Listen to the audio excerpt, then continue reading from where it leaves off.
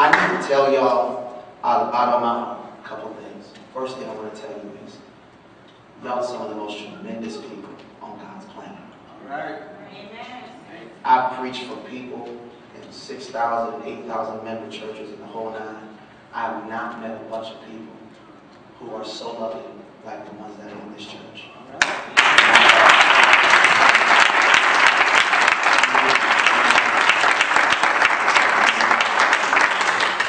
To Tasha and to Detta and to Marcus and his wife, y'all have been such blessings to me. When I say that, I mean that. Marcus, you my man forever. My man.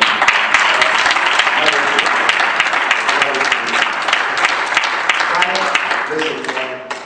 Frank and I haven't talked, and I will speak this into his spirit.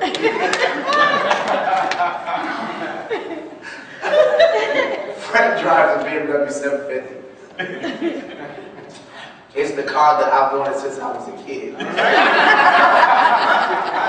The exact model, the exact exterior and interior. And when we pulled up into the lot, I said, okay, I feel the Lord. I told that, oh, I'm driving back to Houston tonight, you just don't know. He's going to sew that into my life. Shana Mandio. So Frank, I expect a king. But man, thank you for allowing me to your home, Frank. It's been a blast, man. Hopefully next time we get a chance to hang out a little more besides you frying chicken and stuff. It was good. Last thing I want to say is that, okay, Sam's Memorial, let me tell you up front. You have one of the greatest pastors in the world.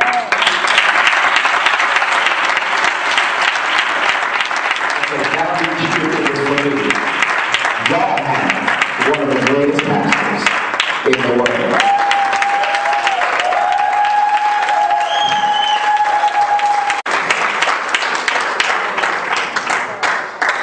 He talking to me and showing me and talking to me, and I learned so much in those moments, just talking to him about his own vision and stuff that he's gone through to get this stuff done, blah, blah, blah, blah, blah. But what I saw is something that I haven't seen in a long time. I saw the heart of a real servant in him. And let me help you understand why I think that that is tremendously important for y'all to understand that you have a great leader. And don't take advantage of his kindness and his humility.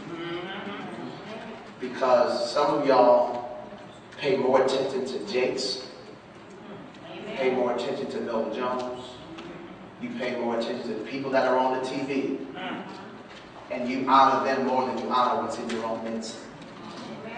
I'll be real with you. If you really understood, hear me now.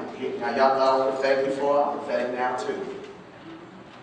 If you understood the gift of God that was in your midst, some of your lives will be a whole lot better if you would learn how to really honor him the way that he deserves to be honored. Amen. We're not talking about money.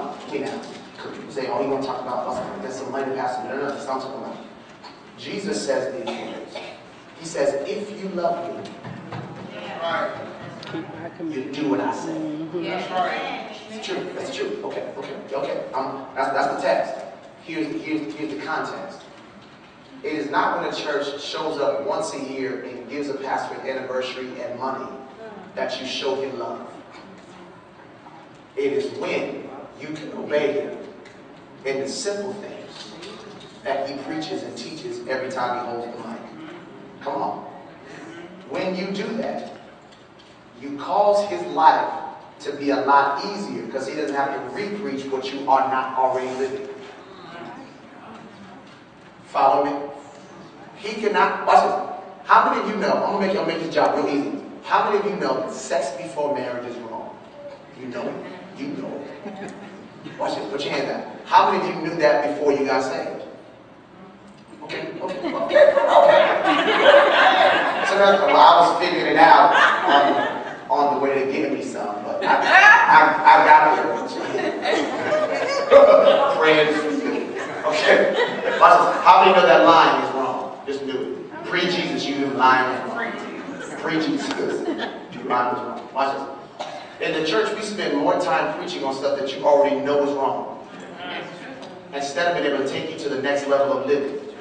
Because we still got to talk to y'all about the elementary stuff. Instead of being able to take you into the deeper stuff. Okay, proof text. Paul said, I should have been able to come to you by now. That's right. That's the book. With deeper revelation, but I still see that you're in an elementary place. Come on. That's what he says. Teachable. That's what he says. Some of y'all right now have been in church a long time and you're still in kindergarten. Teachable. Because we got to keep rehashing the same stuff. Because watch what happens. The Bible is not a spiritual book, it's a behavioral book. Missed it again. 98% of what the Bible teaches you is how to act. How to think. And how not to do what you've been doing. Okay. They get mad again, Pastor. I can show you a million places in the Bible where it does not tell you to do certain things. Before you get the spiritual gifts, think about it this way. Look at, we did it last night. Look at 1 Corinthians 13. He said, "Praise be the tongues of many angels and have not charity." Behavior. Sonograph, he keeps going on and on and on. He talks about now abides faith, hope, charity. Greatest of these, right? But then when you go into the next book, when you go into chapter 14, then he starts talking about gifts. Think about it. Why would he talk about gifts in 14 and not 13? Because he's sitting there telling you that ultimately don't try to get a gift that your character can't handle.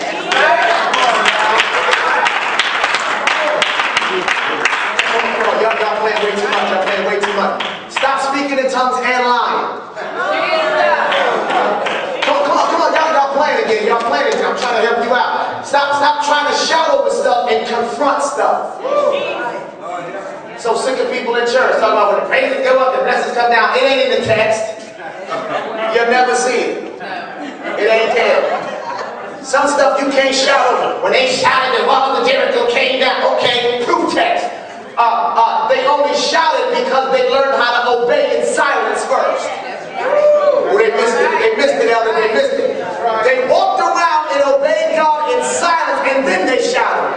They shouted on command. They didn't shout because it was the churchy thing to do.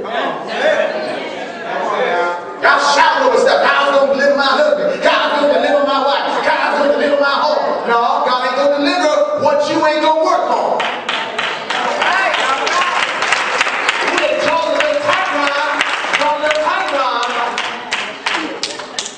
Praise will bring you out. Praise ain't bringing you out. Neither not. Y'all ain't seen that in the text either.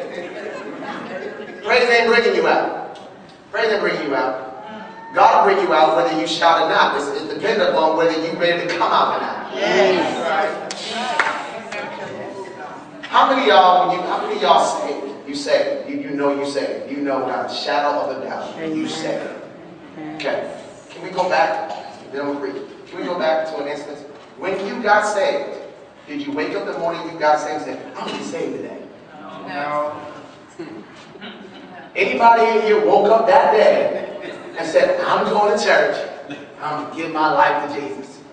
Anybody? Say, okay, let me tell you why. Because none of us got saved by decision. We got saved by distress. Come on now.